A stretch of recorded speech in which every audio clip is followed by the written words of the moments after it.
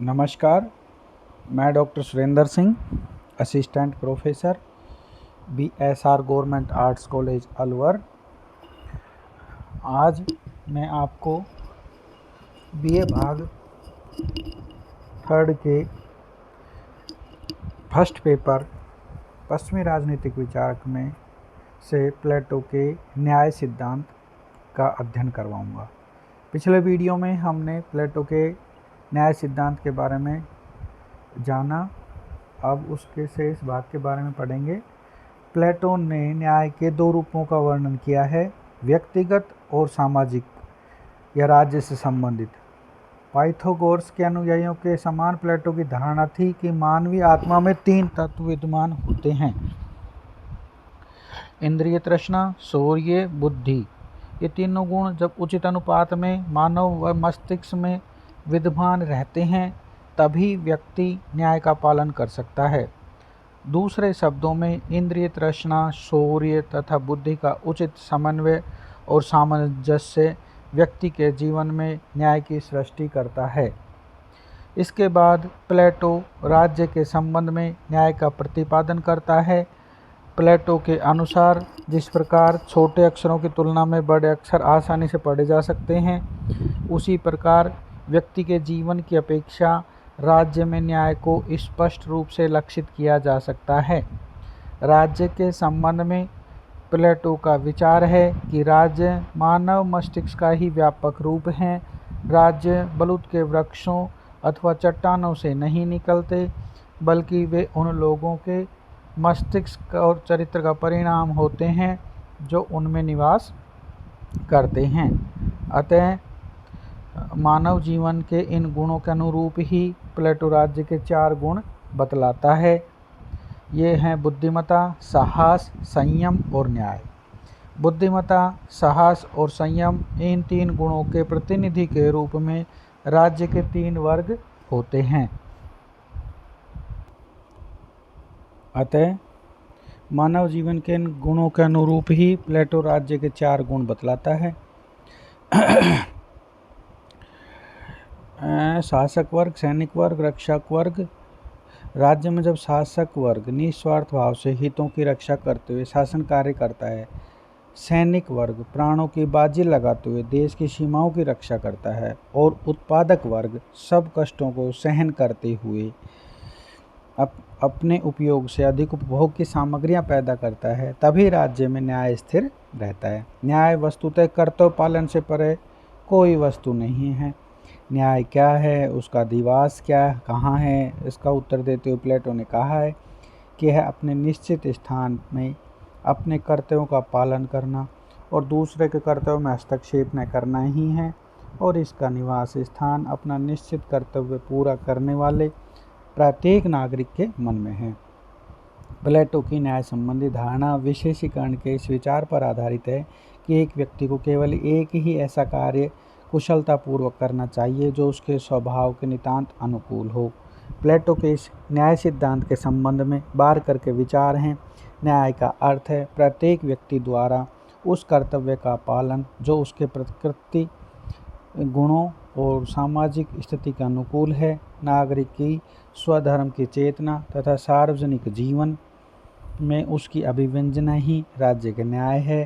Catelyn प्लेटो की न्याय संबंधी धारणा को सीधे साधे शब्दों में व्यक्त करते हुए कहते हैं कि मेरा स्थान और उसके कर्तव्य यही न्याय है। इस दृष्टि से प्लेटो का न्याय सिद्धांत हिंदू दर्शन के स्वधर्म पालन के सिद्धांत के निकट है। सेबाइन के शब्दों में न्याय समाज का एकता सूत्र है। वह उन व्यक्तियों के परस्पर तालमेल का नाम है जिनमें से प्रत्येक ने अपनी प्रकृति, शिक्षा, दीक्षा के अनुसार अपने कर्तव्य को चुन लिया है और उसका पालन करता है। वह व्यक्तिगत धर्म भी है और सामाजिक धर्म भी, क्योंकि इसके द्वारा राज्य तथा उसके घटकों को परम कल्याण की प्राप्ति होती है।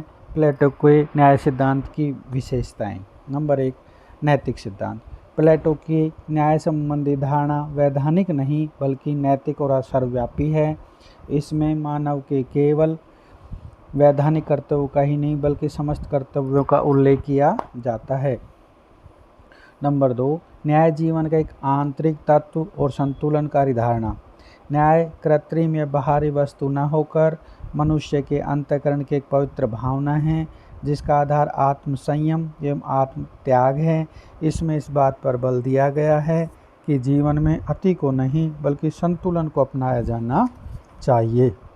नंबर 3, कार्य विशिष्टता का सिद्धांत। न्याय सिद्धांत के अनुसार मानव जीवन के 3 नैसर्गिक तत्व हैं, विवेक, साहस और तृष्णा।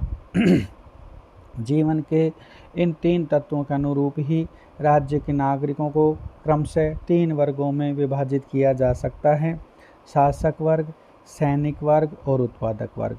इनमें से प्रत्येक वर्ग को विशेष मनोयोग से अपने आप को उसके कार्य में लगाए रखना चाहिए जो कार्य उसकी प्रकृति के अनुकूल है।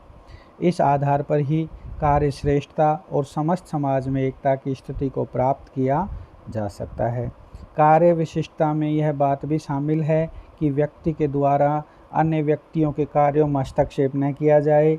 इस संबंध में जैसा कि डॉक्टर रूज ने लिखा है, अपने कार्य को करना, अन्य लोगों के कार्य में हस्तक्षेप न करना ही न्याय है। चौथी बात है अति व्यक्तिवाद का विरोधी और सावयव एकता का सिद्धांत। न्याय सिद्धांत की एक प्रमुख मान्यता यह है कि व्यक्ति समष्टि का एक अंग है और समाज के विकास में ही व्यक्ति का विकास निहित है। कार्य विशिष्टता का सिद्धांत वर्गों और व्यक्तियों में भिन्नता उत्पन्न करने के लिए नहीं बल्कि एकता उत्पन्न करने के लिए अपनाया गया है। न्याय सिद्धांत में व्यक्ति बनाम राज्य जैसी कोई स्थिति नहीं है।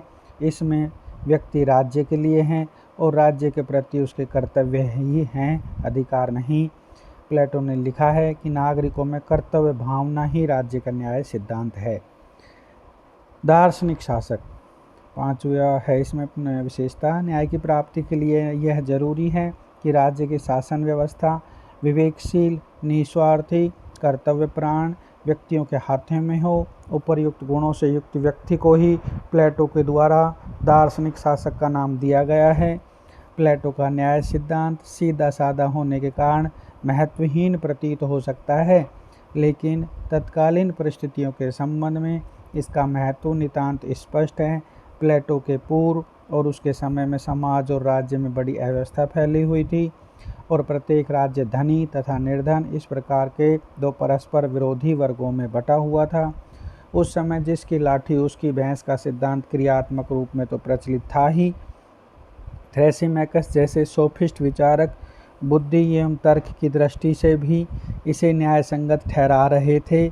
इसके विरोध में नैतिकता तथा सदाचरण को प्रतिष्ठित करने के लिए तथा तत्कालीन राज्य और सामाजिक व्यवस्था की कुरीतियों को दूर करने के लिए प्लेटो ने श्रेष्ठ तर्कों के आधार पर न्याय के विचार को प्रतिपादित किया है। प्लेटो के न्याय सिद्धांत की आलोचना।